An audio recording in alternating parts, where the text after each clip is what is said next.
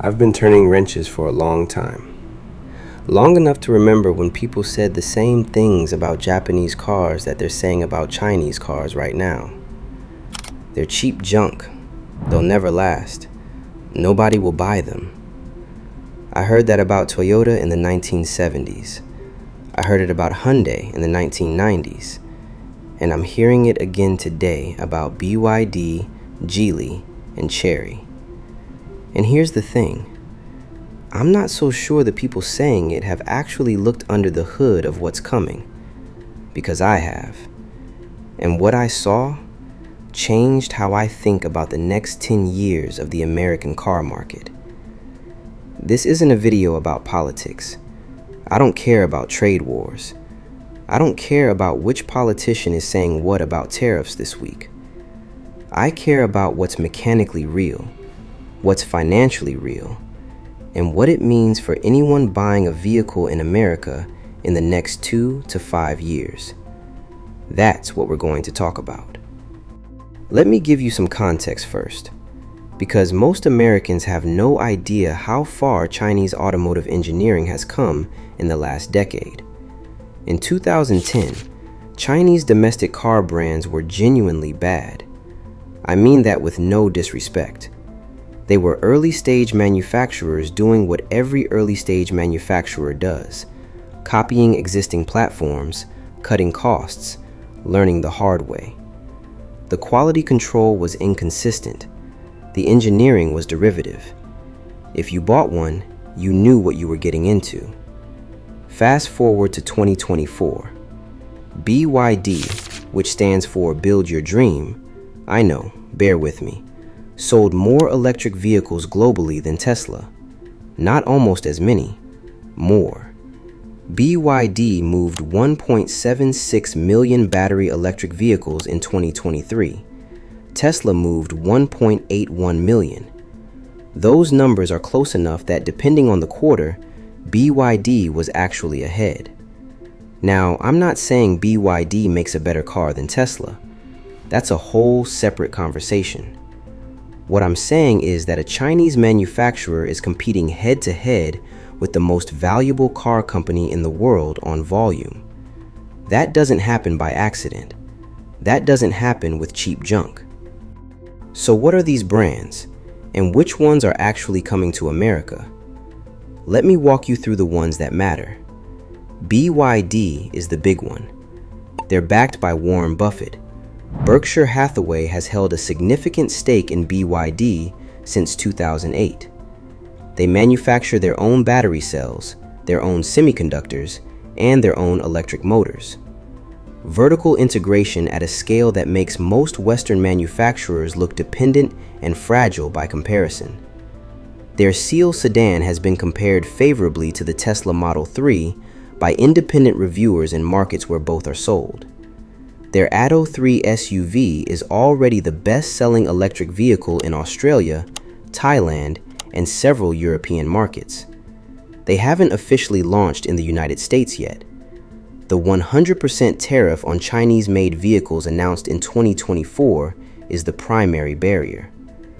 But BYD has been public about their intention to build manufacturing capacity outside China, in Mexico, in Europe, in Southeast Asia, specifically to circumvent tariff barriers and eventually reach the American market.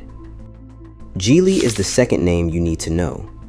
You probably haven't heard of Geely as a brand, but you've heard of the companies they own. Geely owns Volvo. They own Polestar. They own a 9.7% stake in Mercedes-Benz. They own Lotus. This is not a fringe operation. This is a conglomerate that has spent the last 15 years acquiring Western automotive intellectual property and manufacturing expertise at a scale that most people haven't fully processed. Their domestic Chinese brand, Geely Auto, produces vehicles that directly benefit from shared engineering with Volvo. The Geely Preface sedan uses a platform co-developed with Volvo engineers. The build quality and safety ratings in markets where it's sold have been genuinely competitive with European mid-size sedans. Sayasik, the parent company behind MG. Now, this one is already here, sort of. MG is a British brand that SAIC acquired in 2007. They've been selling MG-badged vehicles in Europe and Australia for years. The MG4 electric hatchback won multiple awards in the UK in 2022 and 2023. It starts at the equivalent of about $28,000 in European markets. For a vehicle with legitimate 250-mile range, solid build quality, and a recognizable brand name, the MG brand has some American recognition from its classic roadster days. SAIC knows this. Whether they can leverage it to re-enter the American market under the MG badge while manufacturing outside China to avoid tariffs, that's the play being discussed right now. Now let me tell you what I actually think about the mechanical side of this, because that's why you're watching this channel. I've had the chance to look at teardown data and independent engineering assessments on several of these vehicles. Not marketing material. Actual disassembly analysis from engineers who don't care about brand loyalty. The BYD Blade battery is genuinely impressive engineering. It's a lithium iron phosphate chemistry, LFP, which trades some energy density for dramatically improved thermal stability and cycle life. LFP cells don't experience the thermal runaway events that have caused fires in other battery chemistries. The Blade form factor, where the cells themselves form structural elements of the battery pack, reduces weight and improves rigidity in a way that Western manufacturers are now scrambling to replicate. From a pure battery engineering standpoint, BYD is not behind. They may actually be ahead on the chemistry that matters most for long-term durability, cycle life, and thermal stability.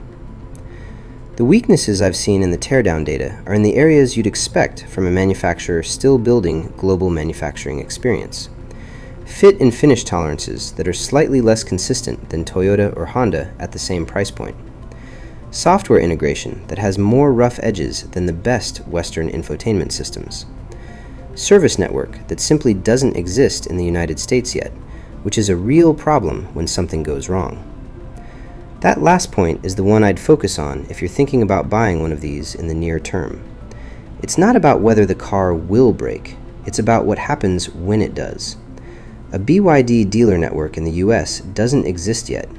If your vehicle needs a specific calibrated component and the supply chain runs through a single distributor on the East Coast, you could be waiting weeks for a repair that should take days. That's not a criticism of the engineering. That's a reality of being an early adopter of any brand that's new to a market. Here's the part that the American automotive industry really doesn't want to talk about openly. The price gap is real, and it's large. A BYD Seal, comparable in size, range, and features to a Tesla Model 3, sells for the equivalent of approximately $23,000 to $28,000 in markets where it's available. The Tesla Model 3 starts at $38,990 in the United States. A comparable Chevy Equinox EV starts at $34,995. A comparable Hyundai Ioniq 6 starts at $38,615. That's a $10,000 to $15,000 gap on a comparable vehicle.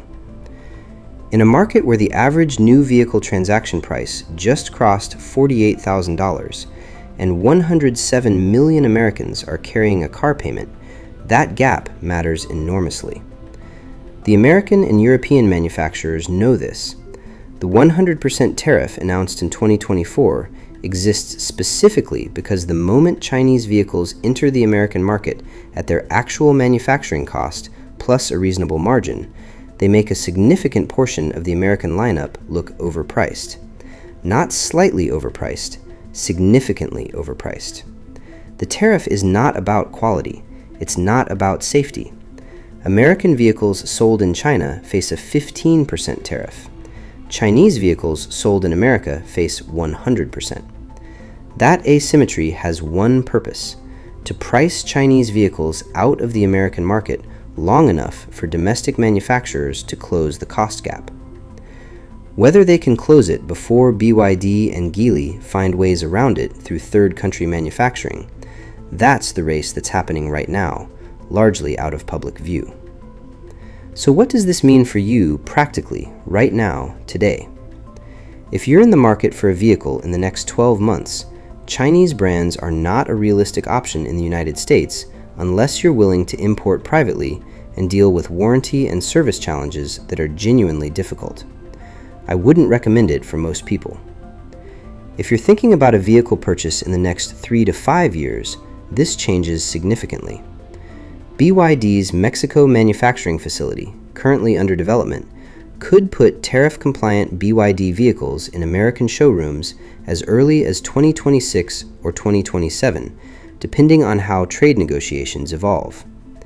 If that happens, you will have the option of a well-engineered electric vehicle at a price point 20 to 30% below comparable American and European options. If you're buying a vehicle today and you're concerned about resale value, pay attention to this space.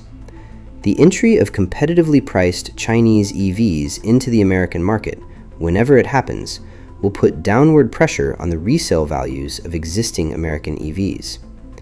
A Tesla Model 3 that's worth $25,000 today in the used market becomes harder to sell at that price when a new BYD Seal with similar specs is available for $26,000.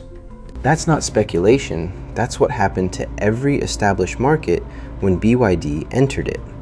Australia saw Tesla resale values soften within 18 months of BYD's arrival. European markets saw the same pattern.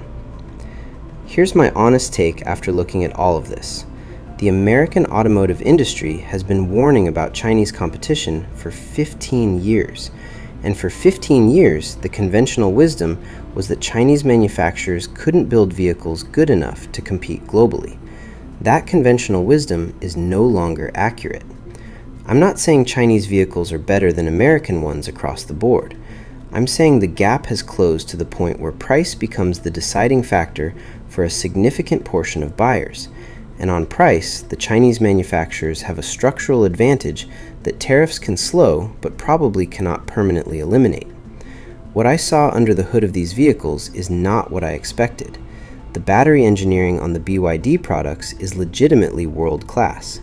The platform engineering on the Geely products, built with Volvo involvement, is genuinely competitive.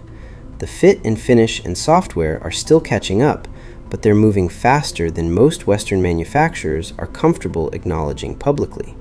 The Japanese manufacturers said they couldn't build reliable cars. They built the most reliable cars on the planet. The Korean manufacturers said they couldn't compete on quality. Hyundai and Kia now regularly outscore Ford and GM in initial quality studies.